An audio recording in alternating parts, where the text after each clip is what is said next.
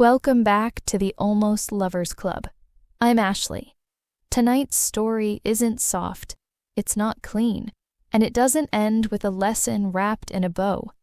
It's about desire that shows up where it doesn't belong, about being chosen in private and denied in public. Our caller tonight is Renee. Renee, welcome to the club. Thank you, Ashley. I already feel like this is a bad idea, like I'm confessing. I grew up Catholic, and I can tell you I never enjoyed confession. Sometimes the truth feels like that. Start wherever it feels safest. I fell in love with a married man. Okay, let's slow this down. How did you meet him? He was my boss. Not directly, there were layers, but close enough that it mattered. I was 29, he was 41, charismatic, calm, the kind of man who never raised his voice and somehow made everyone listen anyway. His name was Jeremy. Okay. Tell us about Jeremy. Like I said, he was my boss, a very charming man who seemed to have time for everybody, including lowly me. He was married, his wedding band was damn near part of his skin, he had worn it that long. And yet, at first it was just conversations, lingering ones. He asked me questions no one at work ever asked, what I wanted, not just what I did. He noticed everything, the way I changed my hair, the days I seemed quieter.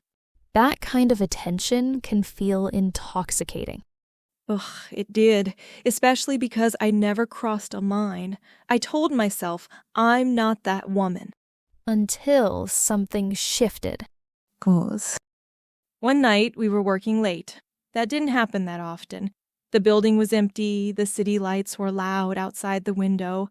The two other people that were in the office left to get some food, they said. They didn't come back. Jeremy was quieter than his usual self that night. I remember that well. He stood looking out the window and said, "Do you ever feel like you're living the wrong version of your life?" And my body answered before my mouth did. That's a dangerous question. It is. I didn't know how to respond in that moment. I didn't know how to respond, so I went and stood next to him by the window and looked into the distance with him. From that night on, there was electricity. Nothing happened, but everything almost did. The looks lasted too long. The space between us felt intentional. Who crossed the line first? He did. A text. Just one sentence. "I think about you more than I should." And you, Renee? I didn't stop it. I can't say that I should have, neither. I wasn't willing to let the fact that someone met my dream husband before me be the reason why I don't get my happily ever after. Tell me about the affair. Not the details, but the shape of it. It was quiet, careful, hidden in plain sight. We never went anywhere public together. We met in borrowed spaces, stolen hours.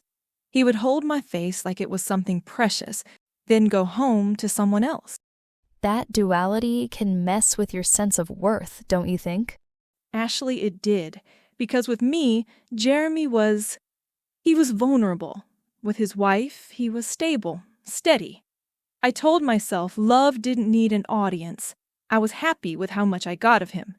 Did he ever promise to leave? No, that's what makes this worse. He never lied. He told me exactly where I stood. And you stayed anyway? Yes, because I thought being chosen in secret was better than not being chosen at all. I was hopeful for a happy ever after, like I said, but equally understood that what I had might be as good as it was ever going to be. That's a hard thing to admit. The hardest part wasn't sharing him. It was being erased. At work, he barely looked at me. At home, he built a life I wasn't part of. I existed in parentheses. What ended it? His life got pregnant. He told me on a Tuesday, very calmly. He said, "This has to stop." And just like that, I was disposable. No goodbye, no grief allowed. I congratulated him, then went to the bathroom and cried so hard I thought I'd be sick. Do you regret it? I regret how small I made myself, but I don't regret loving him. He showed me parts of myself I didn't know existed. What did it teach you? that secrecy isn't intimacy, and that desire without dignity costs more than it gives. Do you still think about him? Yes, not because I want him back, but because some loves don't fade. They scar. Ashley, if I can be brutally honest, feeling small is not my only regret. Jeremy was a great guy. Now it's 6 years since our relationship ended. I haven't met anyone that's really loved me or stayed long enough for me to know them. I regret that I didn't get pregnant by him. A piece of him to hold on to forever and nurture would have been my happy ever after. If he's listening, what would you want him to know? That I was real, even if he had to pretend I wasn't, that it was love, and it was okay for both of us to feel it. Our connection was out of character for him as it was for me. I hope that in his regrets, he can remember with a smile that I loved him. His awkward chuckle, his stories about his childhood growing up in Indiana. Yes, I'd also like to thank him for his mother's recipes he shared with me. Renee, can I reflect something back to you? Sure, I'd love to hear your thoughts, given that I feel like I've literally been talking now. Stop, sorry. No need to be sorry. This is your space and time to share. Thanks, Ashley. Not me or anyone listening can say or judge what love is.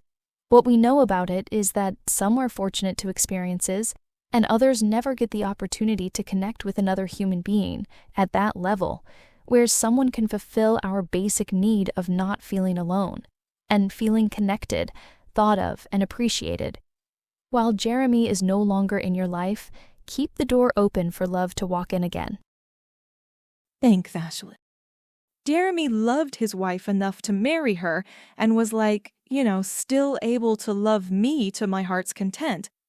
I loved him, and I need to be fair to the men I meet and really open myself to love. I know it will be easier said than done. It starts with you. Matters of the heart are never simple. Love is not simple, it's complicated. As adults, we have to make the tough decisions, tough choices. Right.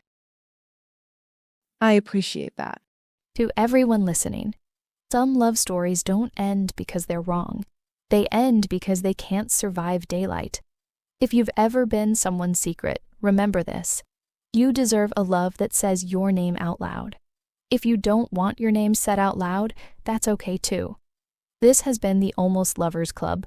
I'm Ashley, and tonight, choose the kind of love that feels like love to you.